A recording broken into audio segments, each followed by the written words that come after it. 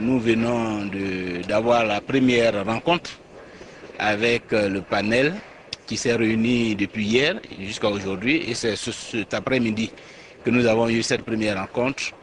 Évidemment, le panel nous a fait une proposition que nous avons rejetée catégoriquement parce qu'elle n'apportait rien de nouveau, cette proposition, par rapport à ce que nous savons déjà et qui a été affirmé depuis cette annonce de M. Choi, de ce que c'est M. Alassane Dramane Ouattara qui a été élu et qui a été repris par d'autres personnalités au niveau international, par la CEDEAO. Nous avons pensé qu'en fait, l'évaluation consistait à examiner toutes ces questions-là dans les détails, de manière à faire éclater la vérité.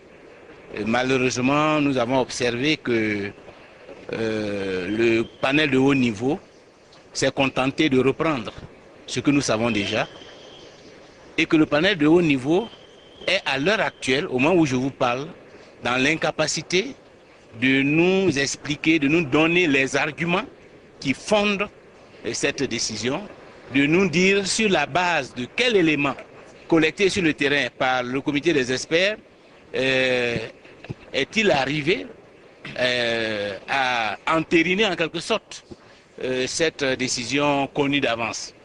Étant donné donc qu'il n'y a pas d'argument, nous avons estimé que c'est une décision, c'est une proposition qui était inacceptable et dont nous attendons de plus amples explications. Et il est important que nous sachions quels sont les arguments, parce que nous considérons que le processus électoral et l'implication de l'Union africaine constituent des éléments d'une importance capitale.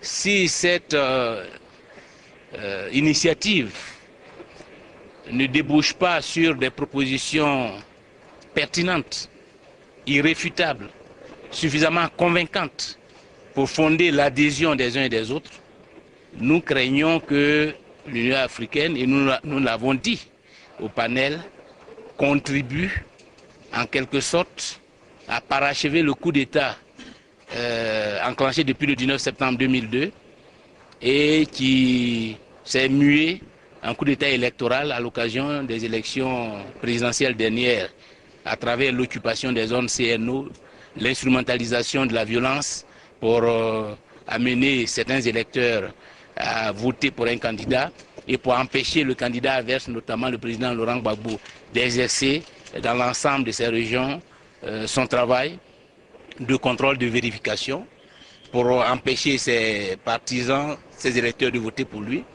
Et nous craignons, nous l'avons dit au panel, qu'en accompagnant ce coup d'État-là, l'Afrique, l'Union africaine, ne contribue à aggraver la situation en Côte d'Ivoire.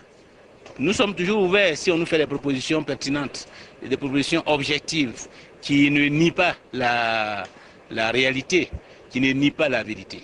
Donc nous sommes toujours ouverts, nous croyons à la solution pacifique, nous croyons à l'initiative de l'Union africaine, mais nous voulons que l'Union africaine prenne ses responsabilités et agisse avec responsabilité, avec assurance. Parce que ce serait une solution de facilité que de dire oui, le représentant de l'ONU l'a annoncé et ça a été repris par la communauté internationale, ça a été entériné par la CEDEAO, dont nous continuons la fuite en avant. Nous pensons qu'une telle attitude ne serait pas une attitude responsable. Il faut que le panel et l'évaluation aient un sens. L'évaluation ne peut pas avoir de sens si elle ne s'appuie pas sur les informations, sur les éléments qui ont été collectés sur le terrain. Si l'évaluation n'analyse pas ces éléments-là et ne prend pas une position responsable, autonome, objective, qui peut même remettre en cause ce qui a été dit précédemment. Mais si on ne fait pas preuve de responsabilité, de courage politique, on ne pourra pas trouver une solution à la crise. Et nous l'avons dit au panel. Le panel, l'Union africaine peut avoir été induite en erreur. Les autorités internationales qui se sont prononcées peuvent avoir été induites en erreur parce que tout le monde s'appuie sur l'annonce du haut représentant du secrétaire général des Nations Unies. C'est le seul élément à partir duquel tout le monde s'est mis en branle. Mais et si cet élément était faux?